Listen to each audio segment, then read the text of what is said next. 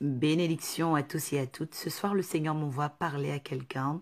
C'est vraiment très, très spécial. Dans cette guidance 185, je veux dire à quelqu'un, ne perds pas la saveur de ta vie. Ne perds pas la saveur de ta vie. Car voyez-vous, sous le soleil, toutes les destinées ne se ressemblent pas. Chacun est venu avec une mission spécifique, une empreinte spécifique. Que même les jumeaux, Ésaü et Jacob, sont l'exemple que Dieu a aimé Jacob mais haï Ésaü. Est-ce que Dieu a de la haine? Non. Mais Dieu n'avait pas de projet parce que, à la naissance des deux, la Bible dit que ils se heurtaient. Et pendant que les jumeaux se heurtaient, il y avait un mystère. Et donc la mère se questionnait de l'observance de l'avenir, du futur de cette grossesse. Et donc elle va aller consulter et va recevoir un oracle de l'ange dans Genèse 25, verset 25. On va lui dire que l'inférieur sera supérieur à l'aîné. Et donc, comprenez que derrière chaque destinée, ok, même quand on est jumeaux, on est différent. Quelqu'un dit, je suis né pour faire la différence. Alors, si tu es né pour faire la différence, il faut apprendre à garder ta saveur. Il faut apprendre à aimer ta particularité. Il faut apprendre à aimer ta spécificité. C'est vraiment très, très, très important. Et pour prendre à témoin la parole de Dieu, je voudrais travailler avec Genèse 28, verset 13 à 22 et Matthieu 5, verset 13. Quelqu'un dit, je suis le sel de la terre, je refuse de perdre ma saveur. Nous sommes dans un temps, voilà, parce que j'ai 20 minutes de guidance, comme habituel. Nous sommes dans un temps où la France, l'Europe et beaucoup d'autres pays vont rentrer en confinement et que déjà les gens se questionnent sur l'avenir. Ils ont peur. Les gens font des songes étranges. Les gens commencent à être tellement pessimistes, négatifs. Quelqu'un dit, ce ne sera pas mon cas au nom de Jésus. Pourquoi? Parce que vous devez savoir que ce sont des temps, ok, qu'on appelle des temps de coucher. Les temps de coucher, c'est là où, ok, le soleil se couche. Et quand le soleil se couche, il n'y a plus d'éclaircie. Donc, dans le spirituel, il peut y avoir, ok, une zone opaque de ta vie. Mais cette station n'est pas ta destination. Il peut y avoir des zones opaques. Il peut y avoir des temps opaques où, à cause de cette opacité, cette ambiance de tristesse parfois où tu ne sais pas quoi faire de ton temps, de ta vie, tu te questionnes, tu te dis mais comment vais-je y arriver? Laisse-moi te dire qu'il y a le sel utilisé par Jésus-Christ, c'est la prophétie.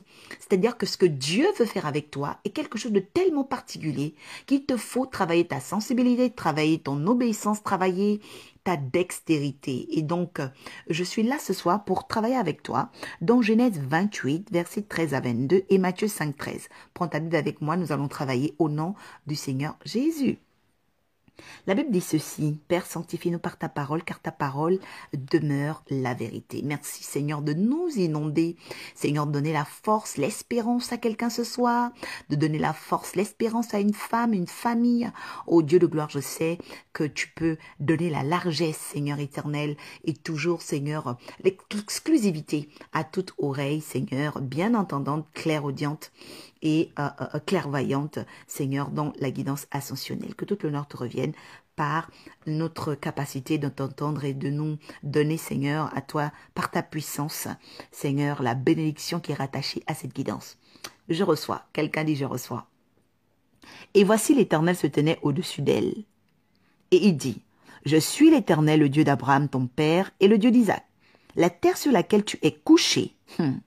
Quelqu'un dit, ce temps où le soleil se couche est le mien. La terre sur laquelle tu es couché, je la donnerai à toi et à ta postérité. 14 verset 14. Ta postérité sera comme la poussière de la terre. Tu t'étendras à l'Occident et à l'Orient, au septentrion et au Midi.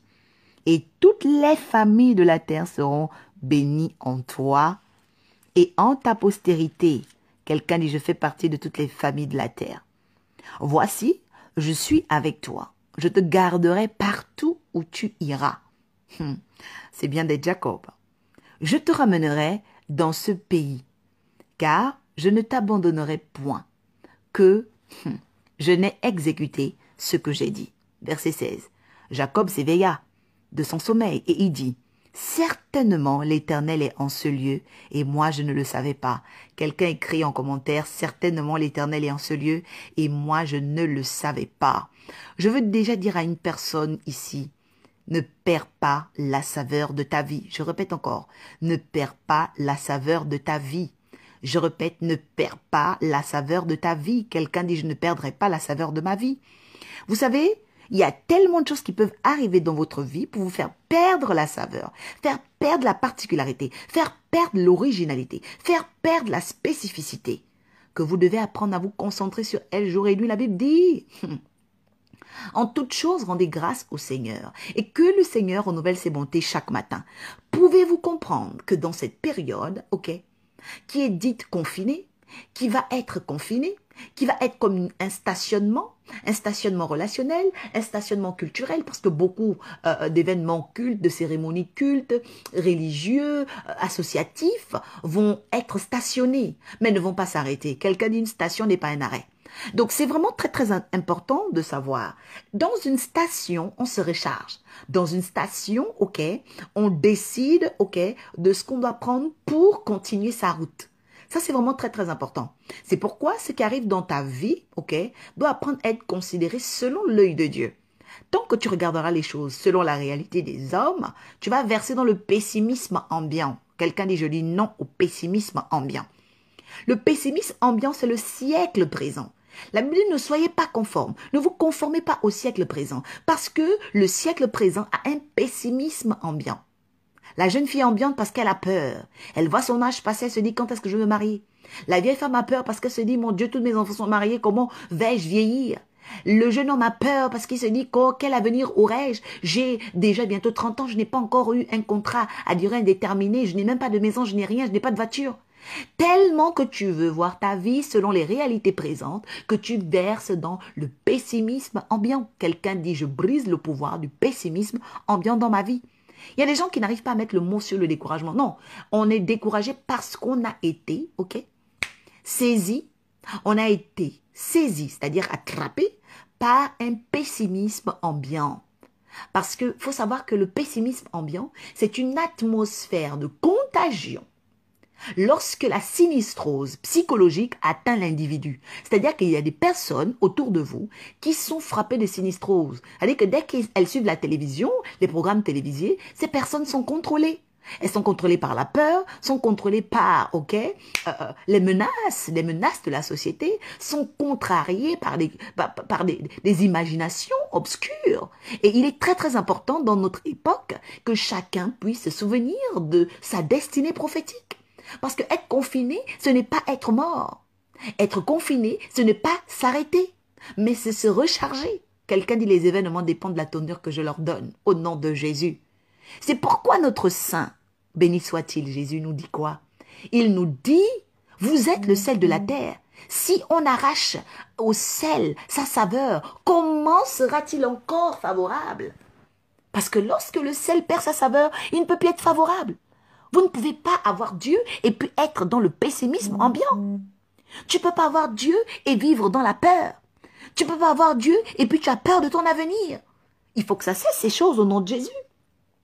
Jacob est en train de réaliser quelque chose que tu vas réaliser. La Bible dit qu'il réalise que ce Dieu est redoutable et que c'est ici la maison de Dieu. Pourquoi? Parce que Dieu lui avait parlé. Je dis à une personne de Seigneur qui m'a visité, pendant le premier confinement, on va te visiter au nom de Jésus. Parce que ce sont les temps où Dieu me parle, c'est les temps où la guidance monte, c'est le temps où les fils de Dieu ascensionnent. Quelqu'un dit, c'est le temps où Dieu va me parler, c'est le temps où ma guidance va monter, et c'est le temps où je vais ascensionner au nom de Jésus. Écris-le en commentaire, car il te sera fait selon ta foi, au nom de Jésus. La Bible dit quoi? Elle dit au verset 14, que Jacob se leva de bon matin, il prit la pierre dont il avait fait son chevet. Oh my Lord! Il la dressa. Vous voyez, le découragement a quitté son cœur automatiquement lorsque Dieu a parlé. Il versa de l'huile sur son sommet. Il donna à ce lieu le nom de Bethel, mais la ville s'appelait Luz. Je dis à une personne, tu vas bientôt déménager. Alléluia. Jacob fit un vœu en disant, si Dieu est avec moi et me garde pendant ce voyage que je fais, s'il me donne du pain à manger et des habits pour me vêtir, regardez un peu les prières des humains, et si je retourne en paix à la maison de mon Père, alors l'Éternel sera mon Dieu.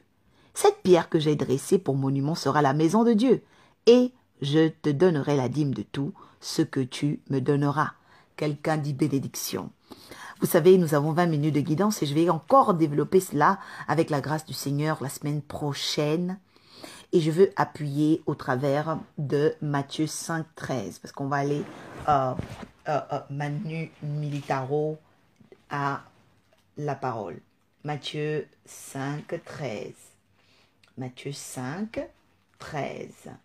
Oh, j'aime les enseignements de Jésus. Quelqu'un dit, j'aime les enseignements de Jésus. Ah oui, j'aime les enseignements de Jésus. Parce que voyez-vous, Jésus a étudié toutes les questions de la société. Il a étudié toutes les questions de la science humaine. Il a étudié toutes les questions du cosmos, parce que Jésus est venu au monde avec une étoile qui brillait 3 ans avant. Donc, voyez-vous, quand vous parlez de Jésus, vous parlez de tout ce qui est, de tout ce qui était et de tout ce qui vient. D'accord? Donc, Matthieu 5, verset 13. La Bible dit ceci. Vous êtes le sel de la terre, mais si le sel perd sa saveur, avec quoi la lui rendra-t-on? Il ne servira plus qu'à être jeté dehors et foulé aux pieds par les hommes. Quelqu'un dit, je ne serai jamais foulé aux pieds par les hommes au nom de Jésus. Écoutez la parole de Dieu. Écoutez l'enseignement de Jacob, parce que c'est une destinée très prophétique. Et d'ailleurs, Jacob est un patriarche pour les Juifs, qui est aussi un grand aiguillon pour l'Église chrétienne, l'Église de Jésus, parce que Jésus n'est pas venu abolir la loi. Donc, permettez également que j'étudie l'Ancien Testament, voilà, de la Genèse. La Bible dit quoi? La Bible dit que l'Éternel était au-dessus d'elle, elle, c'est-à-dire l'échelle. Et il dit, je suis l'Éternel, le Dieu d'Abraham, ton père. Je veux déjà dire à quelqu'un, Dieu nous connaît. Dieu connaît l'humanité. On l'appelle Adon Olam. Adon Olam, ça veut dire le père des naissances, le connaisseur de chaque civilisation. Adon Olam. Le Dieu d'éternité qui connaît chaque civilisation, qui connaît ceux qui se remplacent sur la terre. Et lorsque Dieu décide de te visiter, tu dois apprendre à savoir que tu n'es pas n'importe qui. Quand Dieu regarde ta vie, quand Dieu te relève ta tête, quand Dieu te parle par songe, quand Dieu te parle par un serviteur de Dieu, par une vision, il te parle par sa fille, comme il est en train de parler par l'oracle ce soir, laisse-moi te dire que tu fais partie des sélectionnés. Tu es sélectionné pour être le sel de la terre. Mais tu ne dois pas perdre ta saveur parce que quelqu'un qui perd sa saveur termine par être foulé par les hommes. Quelqu'un dit, je refuse au nom de Jésus. La Bible dit quoi? La Bible dit que, à partir de là, Adon Olam se manifeste, c'est-à-dire que celui qui connaît toutes les civilisations de la terre. Il dit, la terre où tu es couché, je te la donnerai à toi et à ta postérité. Quelqu'un dit, Adon Olam va se manifester au nom de Jésus. Verset 14, il dit, ta postérité sera comme la poussière de la terre. Vous ne pouvez pas compter la poussière. Il dit, tu t'étendras à l'Occident, donc l'Ouest, et aussi à l'Orient, au septentrion et au Midi. Donc toute la terre, les 4 points cardinaux, et toutes les familles de la terre seront bénies en ta postérité. Voici, je suis avec toi, je te garderai partout où tu iras, et je te ramènerai dans ce pays, car je ne t'abandonnerai point, que je n'ai exécuté ce que je te dis. Je veux déjà dire à une personne que Dieu ne ment pas. Dieu n'est pas un homme, Dieu n'est pas un cousin. Dieu prend le temps, mais ce qu'il dit doit s'accomplir. Quelqu'un dit, ce que Dieu me dit va s'accomplir au nom de Jésus. Ce que Dieu te dit va s'accomplir. C'est pourquoi tu dois apprendre à mettre ta foi dans ce que Dieu te dit.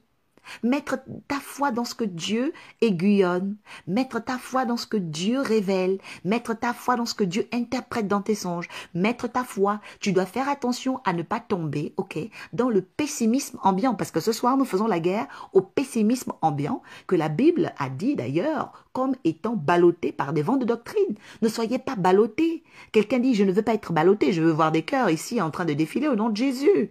Et j'espère que je suis en train de faire du bien à une personne, parce que moi je suis un sel de la terre. Ah oui, c'est très important. La Bible dit quoi? La Bible dit que Dieu ne t'abandonnera jamais. Quelqu'un dit, Dieu ne m'abandonnera jamais. Il exécutera ce qu'il m'a dit. La Bible dit quoi? Jacob s'éveilla. Je suis venu pour réveiller ton esprit. Je suis venu pour réveiller ta joie. Je suis venu pour réveiller ta foi. Je suis venu pour réveiller ton esprit, ton homme intérieur qui dort, qui devient pessimiste, qui commence à regarder le monde en arrière. Non, l'avion n'a pas de rétroviseur parce que l'avion est fait pour avancer. L'avion est fait pour avancer, même en automobile, même dans la conduite. C'est vrai qu'une voiture peut faire marche arrière, mais vous ne pouvez pas voir sur un boulevard, des voitures qui font marche arrière. Non, Parce que nous sommes nés pour avancer. L'âge que tu as eu est déjà passé. Tu n'auras plus jamais 5 ans dans ta vie. Tu étais dans le ventre de ta mère, tu es déjà sorti du ventre de ta mère. Tu ne retourneras plus dans le sein de ta mère, même si ta mère t'aime. Elle ne peut plus te rapetir et te ramener là-bas. Donc, il faut apprendre à savoir avancer. Dieu n'a jamais créé ses enfants pour que ses enfants régressent. Mais c'est toi qui dois savoir que Dieu est un Dieu d'avenir. My Lord. Il dit que c'est un Dieu d'avenir. Il dit qu'il te donnera la terre pour héritage. Quelqu'un dit, je ne dois pas perdre ma saveur au nom de Jésus. Il dit quoi? Il a tellement parlé à Jacob que Jacob s'est réveillé. Quelqu'un dit, c'est le temps où je dois me réveiller. Oui, c'est le temps où on doit se réveiller. Parce que le confinement, ce n'est pas le temps de dormir, non. C'est le temps où tu dois te réveiller. Tu dois réveiller ta foi. Tu dois réveiller ta saveur. Tu dois réveiller tes projets. Qu'est-ce que tu rêvais de faire dans ta vie? C'est très important de savoir. C'est très important. Il dit certainement, il est dans ce lieu. Il est dans ce lieu, là où Dieu te parle, là où Dieu t'enseigne. Quand tu es dans la guidance, tu comprends tout de suite que Dieu t'enseigne. Dieu te parle. C'est le lieu où Dieu se révèle à toi. La Bible dit que c'est là qu'il a découvert que ce lieu était redoutable. Je dis à une personne que la guidance ascensionnelle, c'est la porte des cieux. J'aime la guidance, j'aime ces portails, j'aime ce que j'enseigne, j'aime l'étude, j'aime cette science parce que c'est là que Dieu m'a discipliné, c'est là que Dieu m'a fait grandir, c'est là qu'il me fait monter et c'est là qu'il va encore me faire ascensionner. J'aime cette science de Dieu. Quelqu'un dit j'aime la guidance ascensionnelle. La Bible dit quoi? La Bible dit que Jacob, à partir de là, regardez un peu, quand quelqu'un est dans le pessimisme, comment la personne dort, comment la personne est triste, comment la personne est découragée. Mais dès lors où Dieu parle, regardez le signe quand Dieu parle. Quand Dieu te parle, tu te réveilles. 1. Deuxièmement, quand Dieu te parle, tu te lèves de bon matin. La Bible dit quoi au verset 18? Quelqu'un dit, il y a une porte pour moi dans Genèse 28, verset 18. Jacob se lève de bon matin. Il prit la pierre dont il avait fait son chevet, il dressa pour monument et versa de l'huile sur son sommet. Je suis là ce soir pour dire à une personne, nous allons prier ce soir pour que Dieu mette dans nos vies des bouches qui vont, apporter l'éveil à nos oreilles. Oui, c'est très important, parce que peut-être que tu te sens mal à cause des personnes qui parlent à tes oreilles. Oui, peut-être que tu n'as pas trop avancé dans ta vie à cause des personnes qui parlent à tes oreilles. Peut-être que tu t'es pas trop développé à cause des personnes qui parlent à tes oreilles. Mais je dis à une personne qui entend la guidance, tu deviendras clairaudient. C'est-à-dire que Dieu va donner une sélectivité à tes oreilles. Tu deviendras clairvoyant parce que Dieu va nettoyer tes iris. Dieu va nettoyer ta vision. Tu ne seras plus la même au nom de Jésus. Quelqu'un dit ma vie change au nom de Jésus. Oui, parce que notre avenir dépend des personnes qui parlent et des personnes qui font. Je répète, notre avenir dépend des personnes qui parlent et des personnes qui font. Parce que l'œil voit ce que les gens font et l'oreille entend ce que les gens disent. Donc fais attention, connecte-toi à des personnes qui sont remplies de la chose de Dieu, remplies de la connaissance de Dieu, remplies de la guidance ascensionnelle. C'est très important. Regardez, Dieu parle, il se réveille et il se lève. Quelqu'un dit le signe que Dieu a parlé à quelqu'un, c'est que la personne se réveille et se lève. Quelqu'un dit je reçois au nom de Jésus. Parce que beaucoup de gens ne savent pas faire la différence entre le message qui vient de Dieu et le message qui vient du diable. Oui, parce que Satan, il aime décourager. Il veut te perdre. Quelqu'un dit, je ne perdrai pas la saveur de ma vie au nom de Jésus. La Bible dit quoi? Elle dit ensuite qu'il se leva le bon matin. Il prit la pierre, il dressa le monument. Le monument. Je dis à une personne que Dieu ne veut pas, que tu sois un simple édifice. Non, non, non. Dieu veut que ta vie devienne monumentale. Oh my Lord, j'aime ça. Vous savez, quand Dieu prend une station, quand Dieu fait un arrêt, quand Dieu permet un confinement, quand Dieu permet un désert, quand Dieu permet une épreuve, c'est parce qu'il va parler. Et quand il va parler, tu vas te réveiller dans une nouvelle dimension. Et quand tu vas te réveiller, il y aura un nouveau relèvement. Quand il y aura un nouveau relèvement, Dieu va provoquer une transformation monumentale. Quelqu'un dit la transformation monumentale approche dans l'arche de la nouvelle alliance. Oui. Une transformation monumentale. Un monument est un édifice hors norme. C'est-à-dire que c'est un édifice qui est fait pour apporter la marque, pour devenir une légende. Voilà. C'est pourquoi vous remarquez que cet événement culte n'a jamais été blasphémé, n'a jamais été brisé. Parce qu'à partir de là, quand il a dressé le monument, il a fait l'alliance avec Dieu. Et quand il a fait l'alliance avec Dieu, il a fait l'alliance de la dîme de tout. Quelqu'un dit, l'alliance de la dîme de tout est monumentale. La Bible dit quoi? Il versa de l'huile sur le sommet et donna à ce lieu le nom de Bethel, parce qu'avant, ça s'appelait Luz. Jacob fait alors un vœu. Je dis à une personne que le confinement, cette période, c'est une période des vœux. J'espère que tu es en train d'attendre une transformation monumentale, parce que c'est ce que la guidance est venue annoncer ce soir. Oui, une transformation monumentale. Ce qui est écrit, et ma vie est basée sur la parole de Dieu, la foi dans la parole. C'est très important. Ce qui est écrit est écrit. C'est pourquoi j'annonce déjà à une personne. Tes connaissances vont changer. Hein.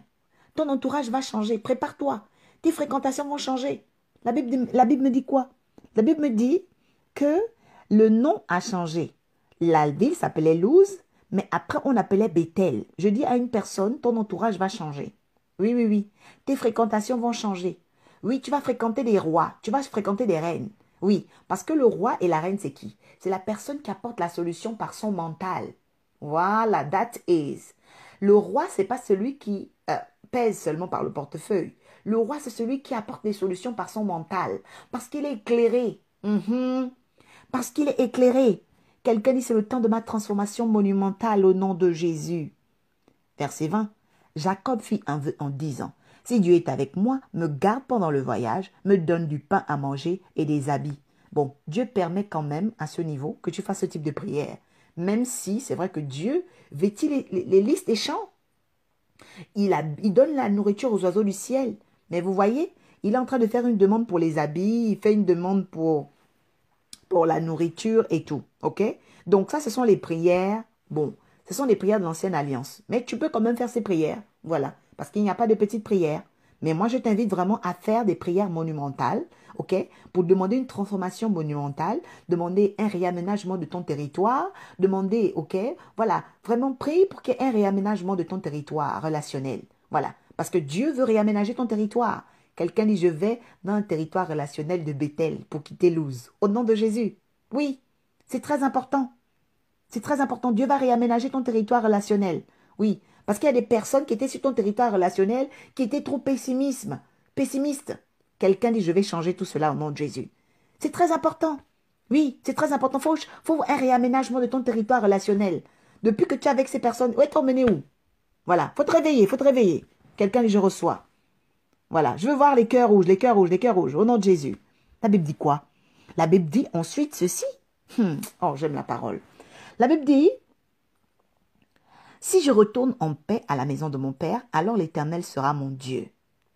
Cette pierre que j'ai dressée pour monument sera la maison de Dieu et je te donnerai la dîme de tout ce que tu me donneras. Je dis à une personne, tout ce que tu dis à Dieu, apprends à le retenir et apprends à le garder. Beaucoup de gens ont oublié les prières qu'elles ont faites depuis 10 ans. Mais tu ne sais pas que c'est en ce moment que Dieu va t'exaucer ces prières. Beaucoup de personnes ont oublié les prières qu'elles ont faites depuis 5 ans. Mais je dis à une personne que les anges de Dieu sont en rétroactivité. Parce qu'ils savent ce que Dieu a dit depuis des années sur ta vie. Ils savent ce que Dieu a écrit depuis des lustres concernant ta destinée. Ils savent qu'à la porte de ta naissance, à la percée des os de ta mère, quand tu as percé la poche d'eau pour venir au monde, il y a quelque chose qui s'est passé dans ce combat. Et toi, tu es venu. On t'a nommé, on t'a donné un nom, un prénom. Tu as hérité de quelque chose. Le ciel s'est engagé pour que tu deviennes quelqu'un. Mais il y a eu des blocages, il y a eu des renversements, il y a eu des épreuves. Laisse-moi te dire une chose, que la parole que je suis en train de libérer ce soir, cette guidance d'aujourd'hui qui fait de toi le sel, va aller dévisser. Je parle d'un Dieu qui va dévisser, ok, tout ce qui avait été vissé dans ta vie. Si on a vissé tes portes, on avait vissé ton appel, on avait vissé tes dons, j'appelle l'onction monumentale. Le Dieu qui réaménage le territoire, le Dieu qui change par les dispositions célestes de la haute cour de justice. Je dis qu'il y a un réaménagement au nom de Jésus. La Bible dit, s'il se trouve seulement un ange intercesseur, il a trouvé une rançon et le coupable est libéré. J'ordonne, je commande maintenant par la connaissance de la parole, par la certification de l'appel sur ma vie, que maintenant ta destinée soit libérée, que ta destinée soit dévissée au nom de Jésus, qu'il y ait quelque chose qui soit dévissé. C'est des rideaux qu'on avait vissés pour que tu ne passes pas. Je dis que les rideaux vont tomber. Le décor va tomber. et on verra la lumière de ta vie au nom de Jésus. Prie maintenant avec moi et dis ceci. Père, j'ai entendu ta parole et je veux te demander pardon pour le pessimisme ambiant dont j'ai laissé la contagion m'atteindre. C'est pourquoi je proclame que quiconque a fait, Seigneur éternel, une opération magique pour atteindre mon esprit pendant ce confinement, pendant cette époque, soit maintenant, Seigneur éternel, nul et sans effet au nom de Jésus. Je prie maintenant que ma foi se réveille, que ma foi apporte, Seigneur, le relèvement de ma vie et que, Père, il y ait un réaménagement territorial dans ma vie, un réaménagement relationnel, un réaménagement mental, que les choses qui sont posées dans ma vie, qui n'ont pas leur place, soient déracinées et ôtées maintenant au nom de Jésus. La Bible dit que je suis le sel de la terre et que tout département de ma vie où il n'y avait pas de saveur à cet instant reçoive maintenant la puissance de cette parole au nom de Jésus. Père de gloire, c'est en ton nom que je proclame maintenant une transformation monumentale dans ma tête, une transformation monumentale dans mon caractère, une transformation monumentale dans mon âme, une transformation monumentale dans mon esprit. Ô Père de gloire, je sais maintenant que tu prends le plein contrôle, car tu as connu Jacob avant sa naissance. Tu as connu les lieux de sa vie, car tu es Adon Olam. Tu es le Dieu qui connaît toute civilisation sur la terre. Et j'ai attiré, Seigneur, ton regard au-dessus de ma lignée. C'est pourquoi j'appelle maintenant le sang de l'agneau sur ma vie et le témoignage de Jésus pour me mettre à part pendant ce confinement, pour me garder à part pendant ce confinement, que mon appel soit sanctifié, que ma vie soit sanctifiée, mes jeunes soient sanctifiés. Ô Dieu de gloire, je déclare que mes intercessions, mes prières soient sanctifiées au nom de Jésus. Qu'autour de moi maintenant, j'appelle les nouveaux intercesseurs, j'appelle les nouveaux évangélistes, j'appelle, Seigneur éternel, aujourd'hui, les fils de Dieu, les filles de Dieu. Ô Père de gloire, je les fais rentrer dans l'arche de la nouvelle alliance. Et je déclare maintenant à cet instant l'office des ordres du Saint-Esprit, l'office des anges de Dieu, l'office, Seigneur éternel, de la marque du sang de l'agneau. Qu'il en soit ainsi. Dans le beau et précieux nom de Jésus, j'ai prié. Quelqu'un dit bénédiction, bénédiction, bénédiction. Donc cette prière, merci de l'écrire. Vous allez l'écrire dans un cahier. Vous allez faire cette prière, ok? Tous les matins pendant 7 jours. Écoutez-moi très bien. J'ai dit tous les matins pendant 7 jours. C'est-à-dire qu'à partir du 30, du 31 jusqu'au 6 novembre, vous allez faire cette prière. Pourquoi? Parce que ça va vous permettre de détruire les contagions ambiantes, ok? Du pessimisme.